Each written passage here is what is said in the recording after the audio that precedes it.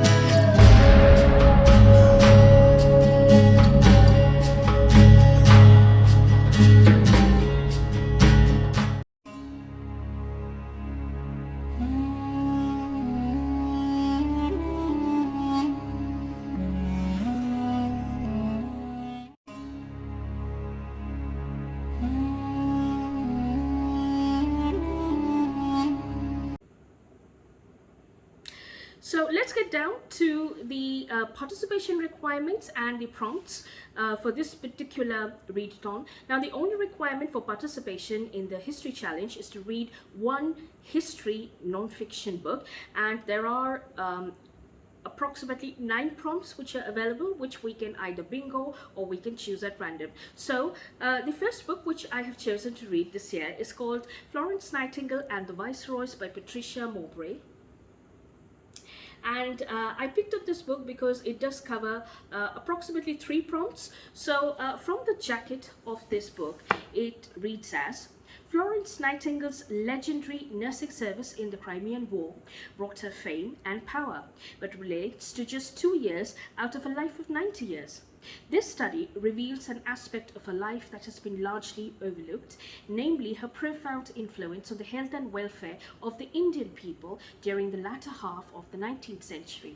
Florence Nightingale's comprehensive statistical survey of conditions in the military barracks in India revealed a pressing need for improved sanitation, drainage and pure water, not only in the soldiers' overcrowded quarters but in the villages and bazaars in close proximity to the barracks and further afield to the teeming cities of the subcontinent. She enlisted the help of many prominent men as her sanitarians, but much of the improvement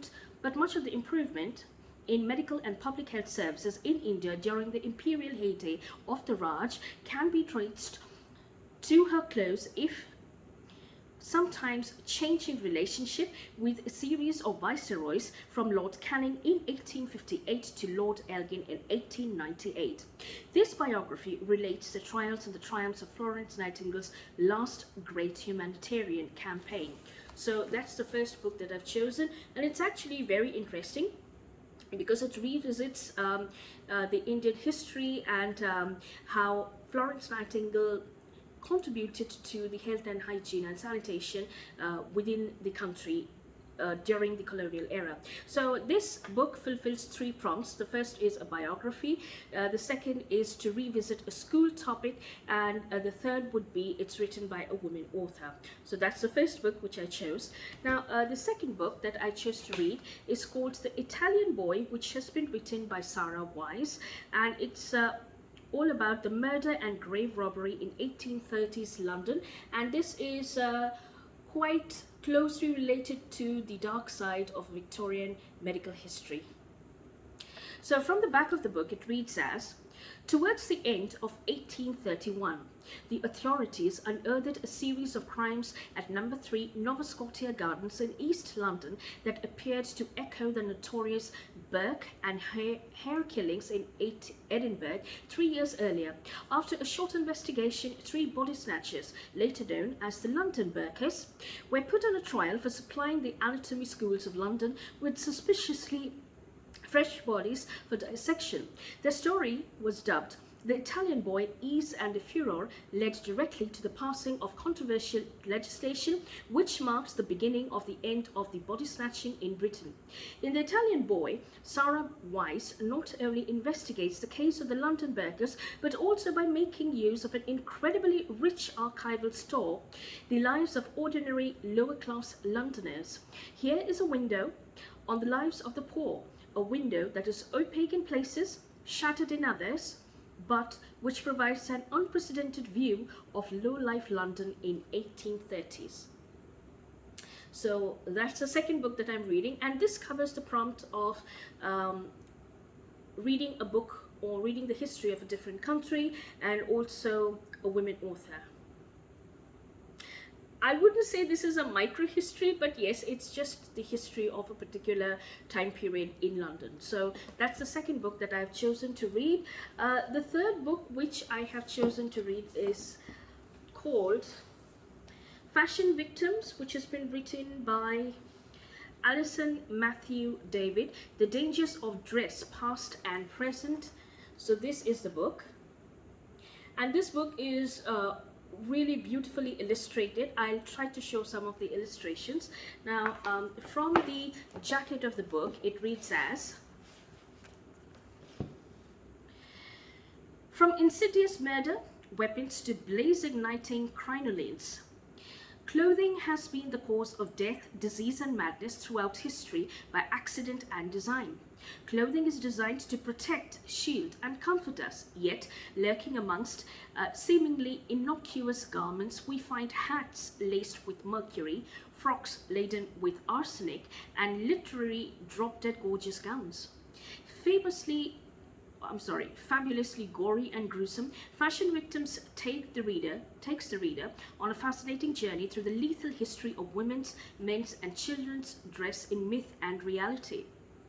Drawing upon surviving fashion objects and numerous visual and textual sources, encompassing louse-ridden military uniforms, accounts of the fiery deaths of Oscar Wilde's half-sisters and dancer Isadora Duncan's accidental strangulation by her long fringed scarf, the book explores how garments have tormented those who made and wore them and harmed animals and the environment in the process. Vividly chronicling evidence from the Greek mythology to the present day, Matthews David puts everyday apparel under the microscope and unpicks the dark side of fashion.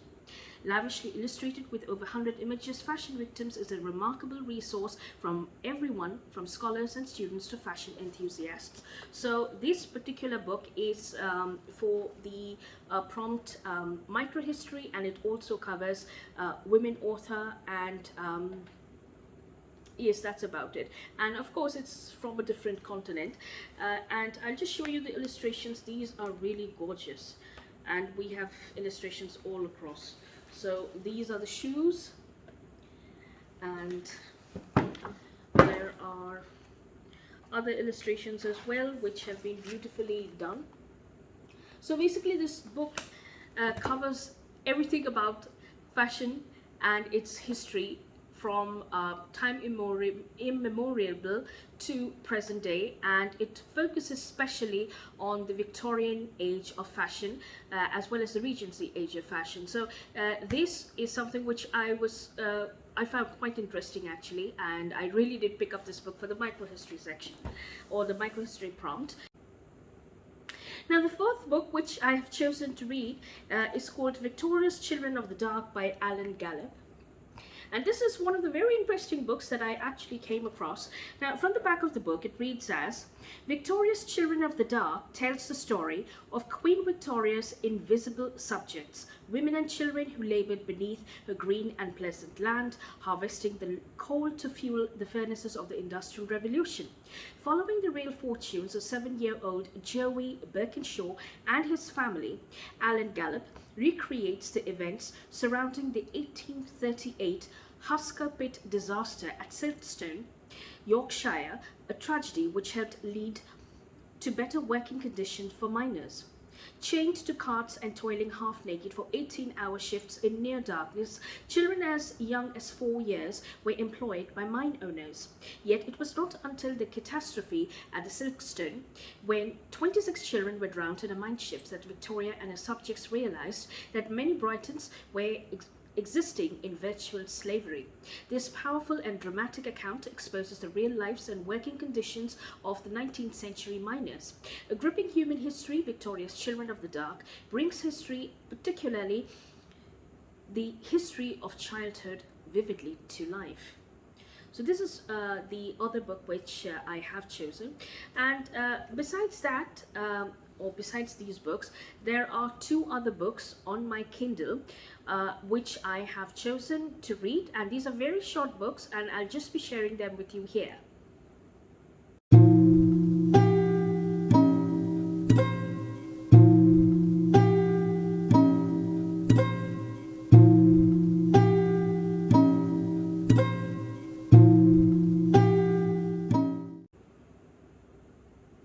Now, the last prompt, which is to read a book to which is translated, a history book which is translated. So for this, I chose to read The Prince by Niccolo Machiavelli, which is translated. It's a very short book, and from the back of the book, it reads as a manual on realpolitik, the 16th century work has provoked more heated debates than any other political treatise. While it rejects lofty ideals, it nonetheless derives the valuable insight from the author's first-hand experience as a respected envoy of Florence. Italy in the Renaissance period was a battleground of warring factions, both within states and without. So successful governance was no easy task. Niccolo Machiavelli examines how princedoms in Renaissance Italy can be effectively governed and maintained. This he does by noting the actions of great men acquired in the course of his long experience of modern affairs and a continual study of antiquity. Arguing from such empirical evidence, he shows what works to achieve stable control and what does not. Harsh measures are sometimes necessary, but contrary to a common misconception held by many of his critics, he warns against ignoring the welfare and the goodwill of populace. Indeed, some commenters feel Machiavelli was unjustly maligned, pointing out that here was a man who was unremitting in his efforts to secure a good and popular government for his native Florence, and he wanted Italy's honor and pride restored. It is to these ends that he wrote The Prince. So this does cover 2 of the prompts. The first is a book from your favorite time period. So the Italian Renaissance is one of my favorite time periods in history, and a translated book. So that's the second prompt. And I was about to read a work of Leonardo da Vinci's exploration, or a history of his explorations, but unfortunately I have not been able to acquire that particular book, so I won't be able to read that, but this book does fulfill both the prompts.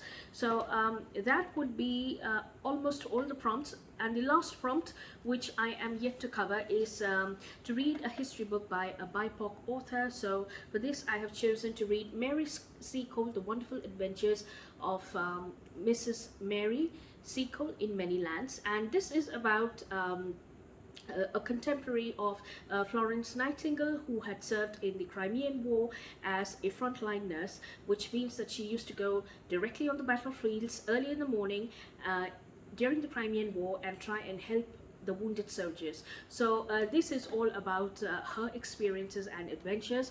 So those are the few books which I have chosen to read. The other thing that I wanted to mention, and which I forgot to mention earlier, is Victoria's Children of the Dark by Alan Gallop is for the prompt social movement and also for the history of a different country. So most of the books are covering up multiple prompts. So those are the books which I have chosen to read this year for the History Challenge, and I just hope I'll be able to hold all of them up together. And that's all I have for today. So I will see you soon again in another video. So till then, take care, have a good reading week ahead, and namaste.